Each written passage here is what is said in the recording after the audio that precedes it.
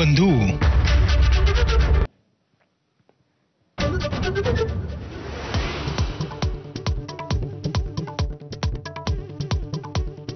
आशिया चषकात आज दुबईत भारत आणि पाकिस्तानमध्ये हाय व्होल्टेज क्रिकेट सामना। दोन्ही संघांनी आतापर्यंत एक सामना जिंकल्यानं आजचा सामना कोण जिंकणार याकडे लक्ष। पाकिस्तानशी क्रिकेटचा सामना म्हणजे शहीदांचा अपमान, उद्धव ठाकरेंचा हल्लाबोल, देशभक्तीचा व्यापार सुरू असल्याची मोदींवर टीका। आज ठाकरेंच्या शिवसेनेचं माझं कुंकू माझा देश अभियान। राज्यात अर्ध्याहून अधिक मंत्री आका तर फडणवीस मोठे आका, बच्चू कडूंचा गंभीर आरोप। नेपाळमधील घडामोडींच्या भीतीने मोदी मणिपूरला गेल्याचाही निशाणा। सध्या महाराष्ट्रात अस्थिरतेचं चित्र, शरद पवारांकडून चिंता व्यक्त। तर काय वाटेल ती किंमत देऊन महाराष्ट्र एकसंघ ठेवण्यासाठी प्रयत्न करू, शरद पवारांची ग्वाही।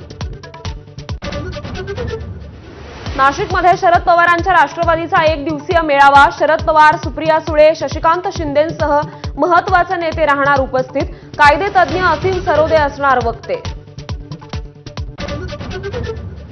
नागपूरमध्ये केंद्रीय मंत्री नितीन गडकरींकडून संवेदनशीलतेचं दर्शन। पक्षभेद विसरून उड्डाणपुलाला दिलं काँग्रेसच्या नेत्याचं नाव, तर फडणवीसांनीही जपली संस्कृती। नागपुरातील अशोक चौकात चक्क बाल्कनीतून गेला उड्डाणपूल। नागरिकांकडून प्रशासनावर जोरदार टीका। घर मालकानंच सरकारी जागेवर अनधिकृत बाल्कनी बांधल्याचा प्रशासनाचा दावा। रात्रीच्या मुसळधार पावसामुळे दिल्ली यमुनोत्री राष्ट्रीय महामार्गाजवळ रस्ता खचला। हिमाचलमधील विलासपूरमध्ये ढगफुटीनंतर रस्त्यांना नद्यांचं स्वरूप, अनेक वाहनं पाण्यात।